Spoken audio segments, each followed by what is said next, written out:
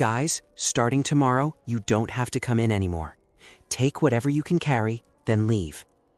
The whole shop fell silent. The mechanics whispered to each other. This happened in a small auto repair shop on the outskirts of Houston. That afternoon, the owner, Miss Renee, spoke with a trembling voice. "I'm sorry, everyone. I'm bankrupt. I can't even pay this month's wages.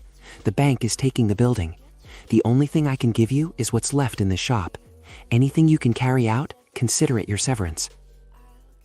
The mechanics froze for a moment. Then two of them, Diana and Lauren, bolted toward the shelves. "Quick, grab that cordless drill," Diana shouted, "and that diagnostic laptop, it's worth a lot of money."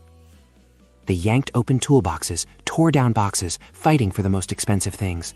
Miss Renee just stood there watching in silence. In the corner, the youngest employee, Ethan, hadn't moved at all. Diana glanced at him and sneered. "What are you staring at, Ethan? Grab something while you still can. The old woman's broke. You don't know her anything." Ethan shook his head. When the two women finally ran out with their arms full of tools, Ethan walked to the front, picked up a broom, and began sweeping up the oily floor and metal scraps. Miss Renee frowned. Her eyes were already wet. "Ethan, didn't you hear what I said? I can't pay you a dime. Why aren't you taking anything valuable? Why are you cleaning?"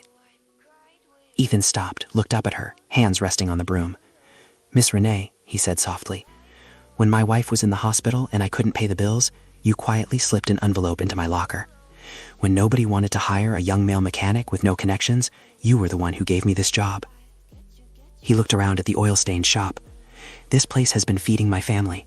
I can't strip it bare on its last day. If this really is the end, I want it to end with dignity, at least clean. Lights off, doors locked properly." In that moment, Miss Renee smiled for the first time that day. She reached into her jacket and pulled out a ring of keys in a thick envelope. "Ethan, this shop isn't closing." Ethan froze. "What?" "I just signed a deal with a national chain. We're not shutting down, we're expanding. The new owners had one condition. I had to find a general manager I could trust completely, someone who wasn't here just for the money." She placed the keys and the envelope into his hands. "Diana and Lauren," she said with a faint smile, "walked out with a few $100s worth of old tools.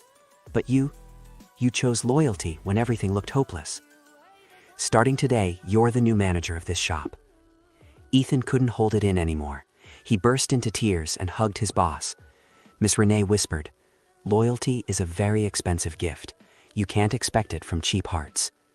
Then she added, "God often tests our hearts in seasons of lack to see if we're ready for the abundance to come."